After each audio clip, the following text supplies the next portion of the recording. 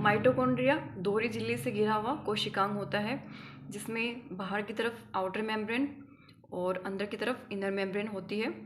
जो outer membrane होती है वो सतत होती है, कंटिन्यूस होती है, जबकि जो इनर मेम्ब्रेन होती है वो असतत या डिसकंटिन्यूस होती है।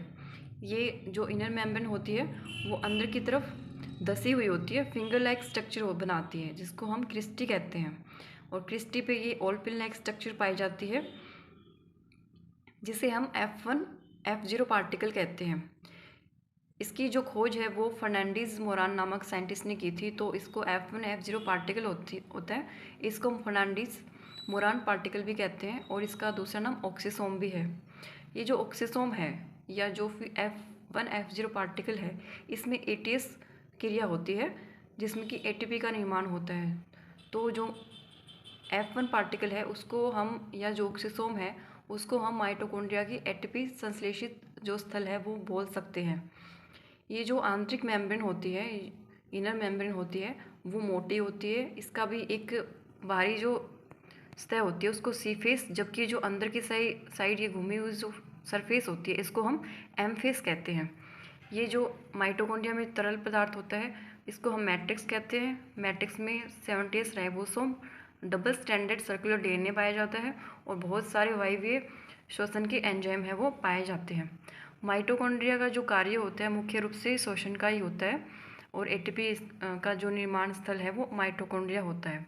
एक कोशिका में जितने भी माइटोकॉन्ड्रिया पाए जाते हैं उसको कॉन्ड्रियोसोम कहा जाता है। सबसे पहले जो माइटोकॉन्ड्रिया को देखा था वो कोलिकर नामक साइंटिस्ट ने देखा था, कीटों की अरेखित पेशियों में देखा था। लेकिन इसकी जो खोजकर्ता है वो फ्लेमिंग और अल्टमान को माना जाता है। इसका जो नाम, जो माइटोकॉन्ड्रिया नाम दिया था वो चार्ल्स बेंडा ने दिया था। ठीक है, माइटोकॉन्ड्रिया नाम तो बेंडा ने दिया था, लेकिन जब जो माइटोकॉन्ड्रिया के लिए फिला शब्द का यूज है वो फ्लेमिंग नामक साइंटिस्ट ने किया था। और जो अल्टमान है उन्होंने माइटोकॉन्ड्रिया के लिए बायोप्लास्ट जो शब्द है उसका यूज किया था। एक कोशिका के अंदर माइटोकॉन्ड्रिया की जो संख्या होती है वो 50 से लेके 5000 तक होती है, लेकिन कुछ अपवाद भी पाए जाते हैं जिसमें कम या ज़्यादा हो सकती है माइटोकॉन्ड्रिया की संख्या। Mitochondria basically protein, lipid, RNA, DNA का बना हुआ होता है। कुल जो कोशिकीय DNA होता है उसका 1% जो DNA है वो माइटोकॉन्ड्रिया में पाया जाता है। इसको GC प्रकार का DNA भी कहा जाता है। इसमें जो ग्वानिन और जो साइटोसिन की मात्रा होती है वो ज़्यादा होती है।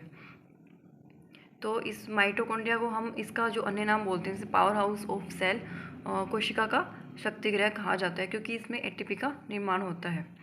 ऊर्जा के लिए तो ATP जरूरी होती है। तो थैंक यू।